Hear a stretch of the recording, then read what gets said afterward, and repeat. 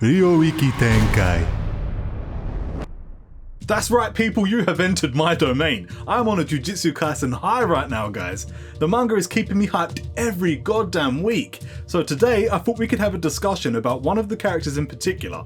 I want to talk about the loyalty of Yuta Okkotsu. Before we go any further, please be warned that there will be spoilers in this video. So if you haven't read volume 0 and you're not up to date with the current chapters, you might want to give this one a miss. Please do me a massive favour and hit the like and subscribe buttons down below, give the notification bell a slap so you don't miss an upload, and finally, play the intro.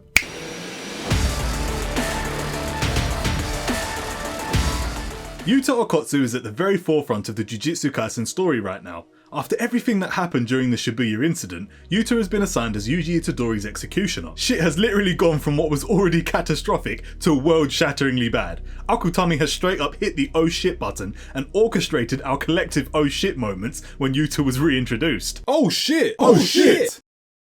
So let's have a look at what got us here. Yuta Okkotsu is unlike most other Jujutsu sorcerers.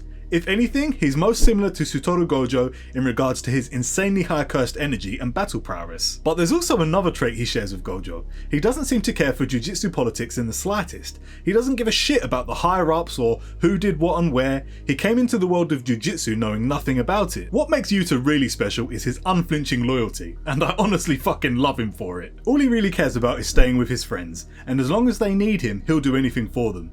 This resolution gives him the belief that he's allowed to continue living. Wanting to protect your friends isn't unique to Yuta. However, the man displays an almost unstable attachment to those he holds dear. This becomes more apparent when we look at Yuta's special grade cursed vengeful spirit, Rika Orimoto, and how they came to be. As childhood friends, Rika and Yuta shared an extremely close bond, to the point that she even offered him a ring and told him that they'll get married when they're older. Man, that is so fucking cute. Rika is sadly killed in a car accident soon after, and becomes a cursed spirit attaching herself to Yuta. At first, the general consensus is that Rika became a cursed vengeful spirit due to her attachment to Yuta, but in actual fact it was Yuta who cursed her instead. The fear of being alone in the moment that Rika died is what caused her to become a cursed spirit in death.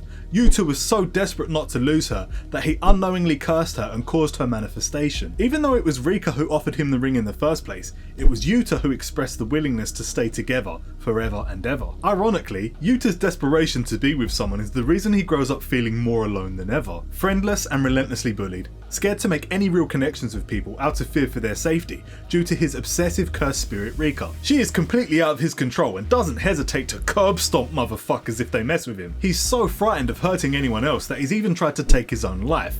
At this point, his personality is that of a scared and weak loner who just wants to run away from it all. Fortunately for Yuta, things begin to change when Gojo makes him realise how lonely he'll continue to be if things stay as they are. On entering Jujutsu High, Yuta begins to make connections with his classmates Maki, Panda and Inumaki, and whilst cold at first, they soon become the reason for his dramatic growth. On his first mission, Maki calls him out for playing the victim and being fake, for behaving unnecessarily passively with no life goals. When shit hits the fan and they are in desperate need, Maki convinces him that if he truly wants to be with people, then he needs to rise up and fight when he has the power to do something.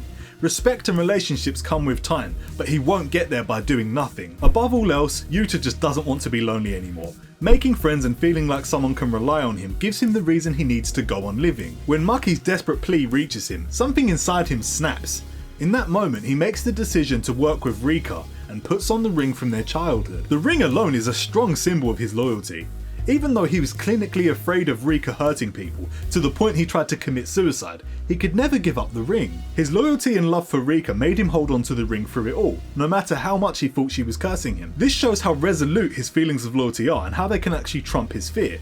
Otherwise, nothing would have stopped him disposing of the ring in an attempt to be rid of her. When Geto gatecrashes Jujutsu High, Yuta was immediately no longer willing to hear him out the moment he insulted Maki. His friends are more important than anything else. His conviction is absolute, to the point where it's almost like he's got a switch in his head.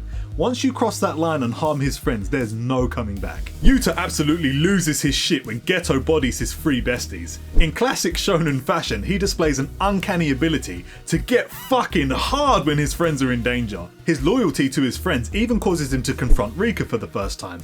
Much like an alpha wolf, forcing her to submit to his will. The Shibuya incident has put Inumaki in a bad way. The poor guy lost one of his damn arms, and now Yuta is hell-bent on executing Yuji.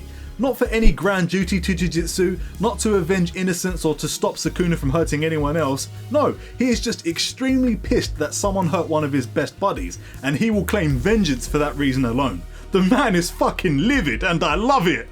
So what do you think about Yuta Okkotsu? How do you think things are going to go down between himself and Yuji? Personally, I can only see two ways out of it, and one doesn't seem very plausible. Yuji may be able to convince Yuta that he's a good person, and if Yuta's true vendetta is revealed, perhaps he can convince Yuta that he'd never purposefully harm Inumaki. But considering Yuji's current state of mind and the dark hole that he's trying to claw himself out of, I don't really see that happening. The other way things could go would be Inumaki turning up to stop Yuta.